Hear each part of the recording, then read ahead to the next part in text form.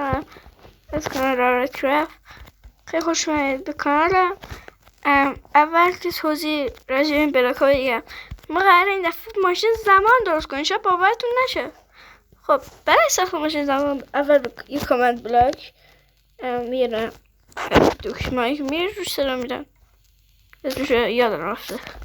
بلاک هر بلاک دوست دارید. من آیرون انتخاب کردم، من بلو انتخاب کردم. این شیشه نصفی از اینا که اسمش بازم بلد نیستم. لور کله هاگیلین. خب برای ساختش اول یه نمی کنیم کامند بلاک رو میذاریم روش. این سرچ میکنیم تایم. من اینجا رو کات میکنم، آخر سر نشونتون میدم. خب بچه کدش هم اینه، نکنید کدش هم اینه. تایم اسلش تایم اپ 200. شما میتونید 100 هم بذارید، من 100 میزنم. حالا بسته که به زمانه که دوست دارید این ماشین زمان بره.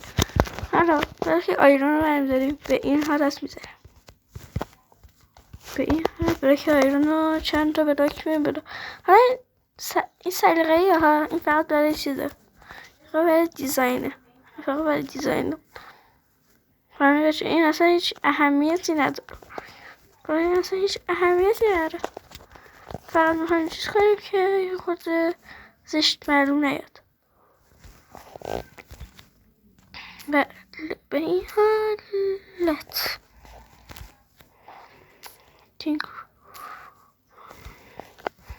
کنید، به این حالت یعنی شکلی میشه. بعدش نجوم کنید که پیگلی ببخشید بسید این رو برکم باید برش بالا. کلی هاگیلین بزنیم بالاش چون حالتی. بعدش اینجا به این بر همین حالتی. همین کارم اینجا تکرار میکنیم. این حالت میزنیم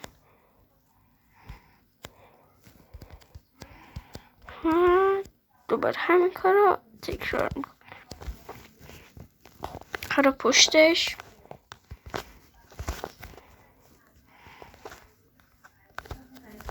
به این حالت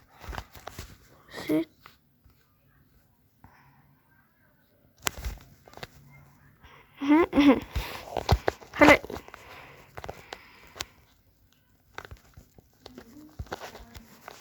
این حالت همین شکلی، همین شکلی میکنیم. روبروش همین حالت، روبروش به همین حالت، همین شکلی انجام روبروش به همین حالت. اینجوری اینو میزنیم.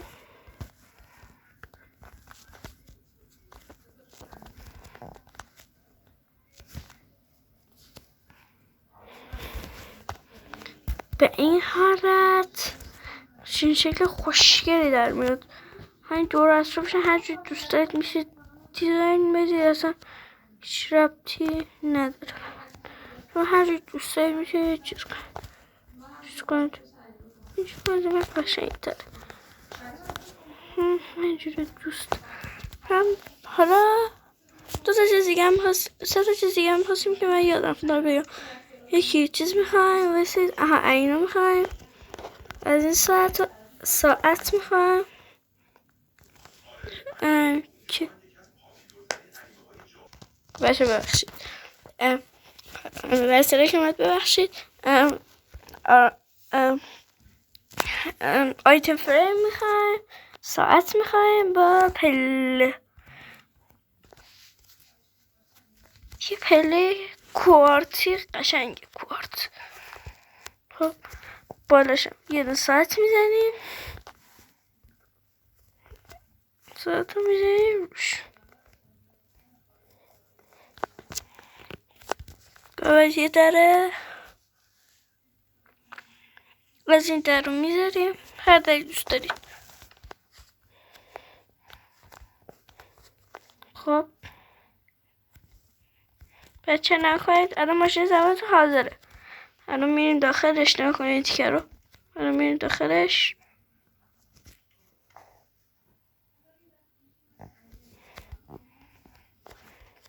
از صبح تبدیل شد به شب و به دکات دارم براتون میگیرم ویدیو رو. نکنید میبندم. از صبح میگه صبح. نکنید چقدر خفن شد. تا یه ویدیو دیگه یه ویدیو دیگه از کانال آراد. خدا نگهدارتون.